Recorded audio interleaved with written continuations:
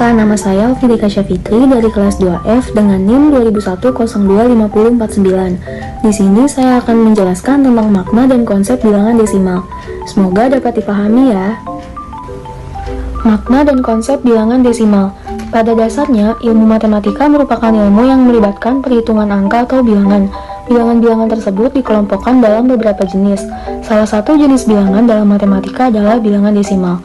Bilangan desimal merupakan bilangan yang terdiri dari bilangan bulat dan pecahan. Yang dalam penulisannya, bilangan bulat dan pecahan dipisahkan dengan tanda koma, yang selanjutnya disebut koma desimal. Sistem bilangan desimal. Pada sistem bilangan bulat, kita mengenal bilangan ribuan, ratusan, puluhan, dan berhenti pada satuan. Namun, bilangan masih dapat berlanjut pada angka yang lebih kecil, yaitu persepuluhan, perseratusan, dan seterusnya. Pada bilangan desimal, bagian yang lebih kecil dari bilangan satuan terletak di sebelah kanan tanda koma desimal. Dengan ketentuan, bilangan tepat di kanan desimal merupakan bilangan persepuluhan, dan tiap bilangan di kanannya menjadi persepuluh lebih kecil dari sebelumnya. Contoh penggunaan bilangan desimal. Pada contoh di samping, angka 567 merupakan bagian dari bilangan bulat, sedangkan angka 123 terletak di kanan tanda koma merupakan bagian desimal. Semakin ke kanan pada angka bilangan desimal, maka semakin menjadi 1/10 lebih kecil dari angka sebelumnya. Halo teman-teman, perkenalkan nama saya Hana Salsabila dengan NIM 2001025303. Di sini ingin memperkenalkan kepada kalian semua mengenai apa itu interpretasi bilangan desimal dan seperti apa pengaplikasiannya untuk mengajar siswa SD kelas tinggi. Yuk simak baik-baik videonya, jangan sampai dilewat ya.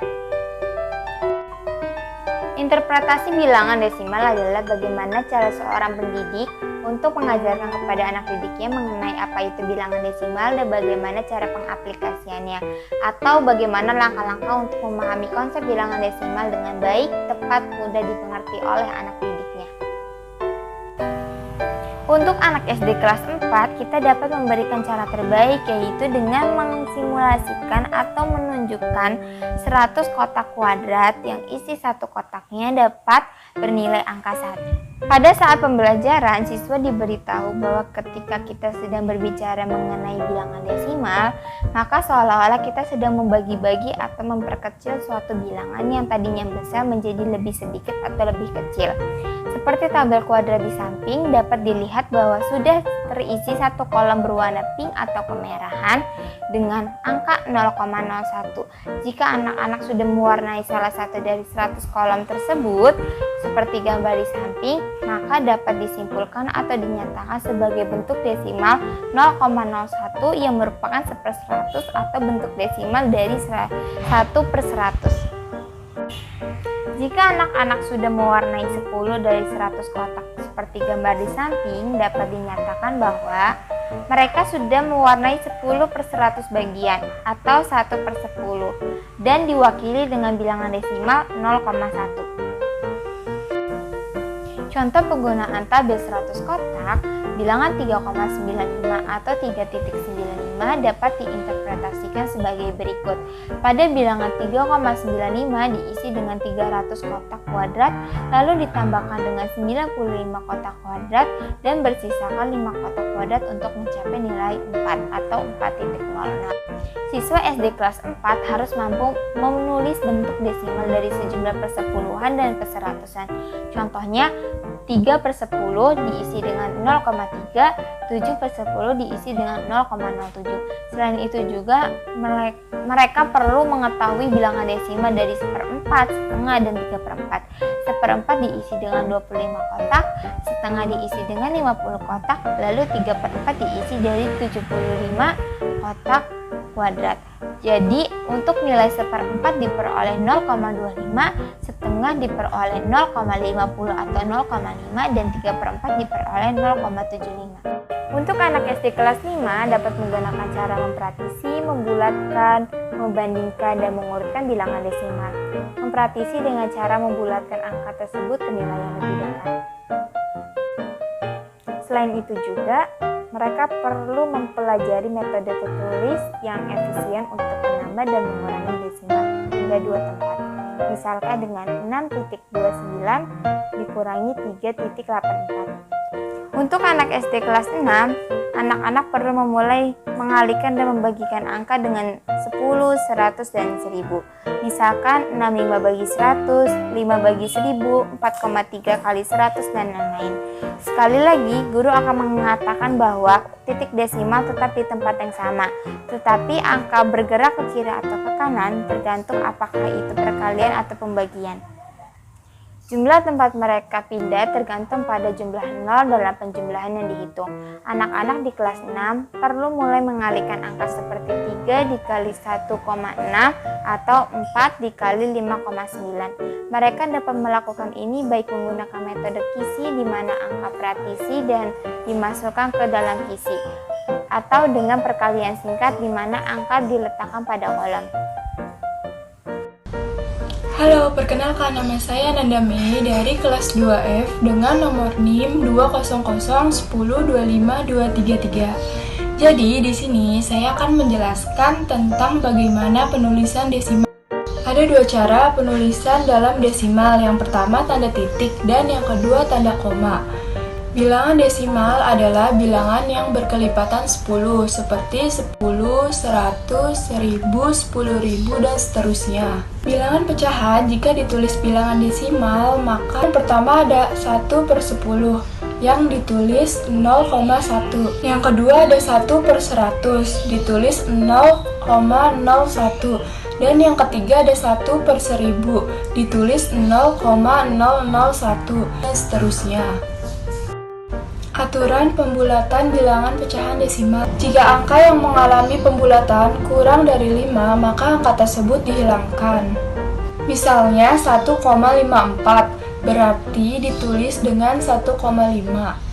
Angka 4 dihilangkan karena kurang dari 5. Dan yang kedua ada 2,783, yang berarti ditulis dengan 2,78.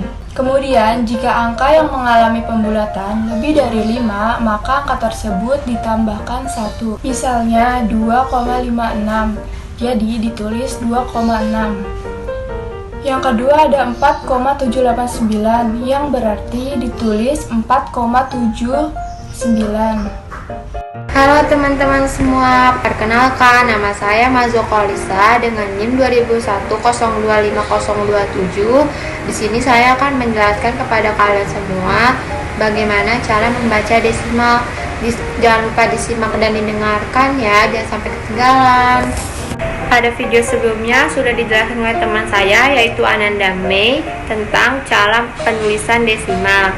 Nah, mari sekarang kita bahas cara membaca bilangan desimal yang baik dan benar.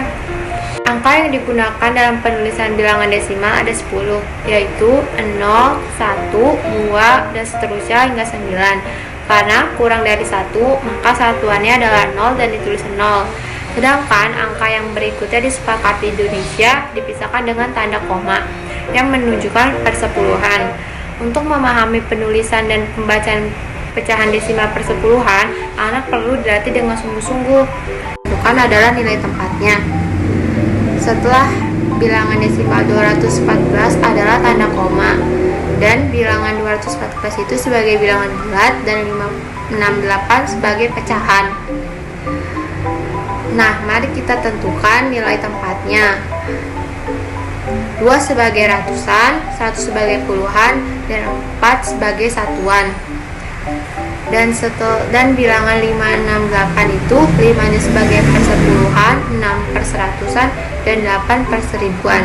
Jadi bilangan desimal di atas itu dibaca menjadi 214,568. Assalamualaikum, halo, perkenalkan nama saya Devita Dwi Aprilia dengan nomor NIM 20010252253. Di sini saya ingin menjelaskan materi tentang persamaan dan pertidaksamaan bilangan desimal. Udah ada yang tahu belum apa itu persamaan dan ketidaksamaan bilangan desimal? Jangan lupa disimak ya. Nah, pada kesamaan bilangan desimal ini menjelaskan bahwa pecahan dan desimal serupa karena keduanya memiliki cara untuk mengekspresikan bilangan parsial. Setelah itu, pecahan juga dapat dinyatakan sebagai bilangan desimal dengan melakukan pembagian rasio. Misalnya, 3/4 sama dengan 3 dibagi 4 atau 0,75. Desimal juga dapat dinyatakan sebagai pecahan dalam hal 1/10, 1/1000, 1/1, dan seterusnya. Misalnya 0,327 setara dengan 327/1000 atau yang biasa ditulis dengan 327/1000. Lanjut ke pertidaksamaan bilangan desimal.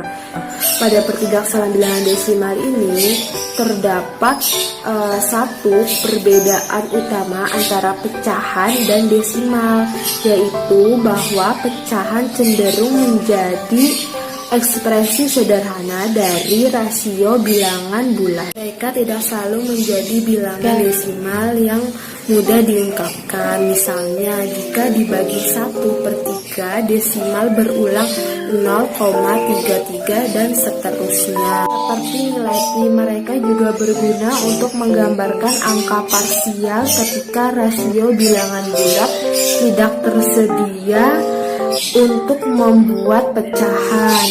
Desimal juga dapat digunakan untuk menggambarkan angka yang panjang, kompleks, dan berpotensi tak terbatas. Halo, perkenalkan, nama saya Khairunisa Maimunah dengan NIM 210-25353. Saya ingin memaparkan kepada kalian mengenai apa itu mengurutkan bilangan desimal dan cara menyelesaikan soal pengurutan pada bilangan desimal. Mengurutkan bilangan desimal.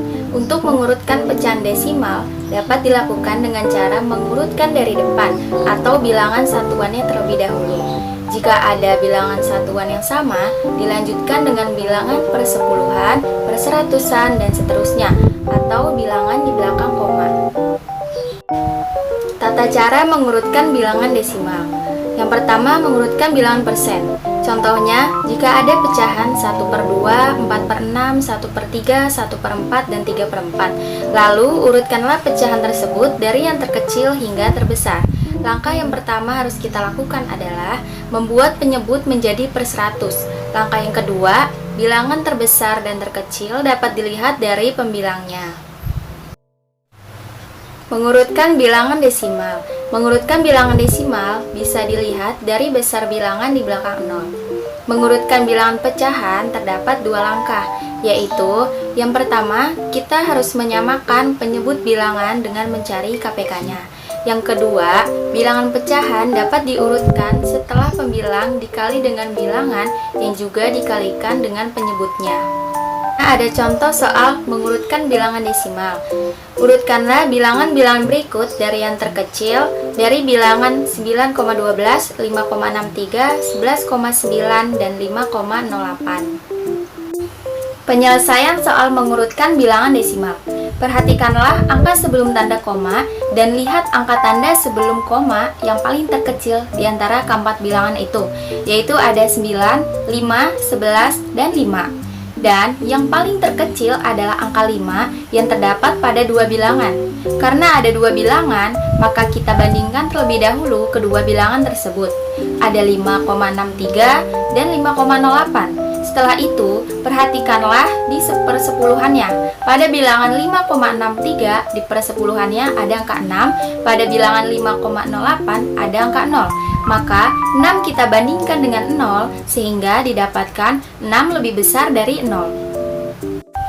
Selanjutnya akan diperoleh yang paling kecil di antara keempat bilangan itu adalah 5,08 lalu bilangan 5,63. Selanjutnya, kita pilih bilangan yang paling kecil di antara 9,12 dengan 11,9.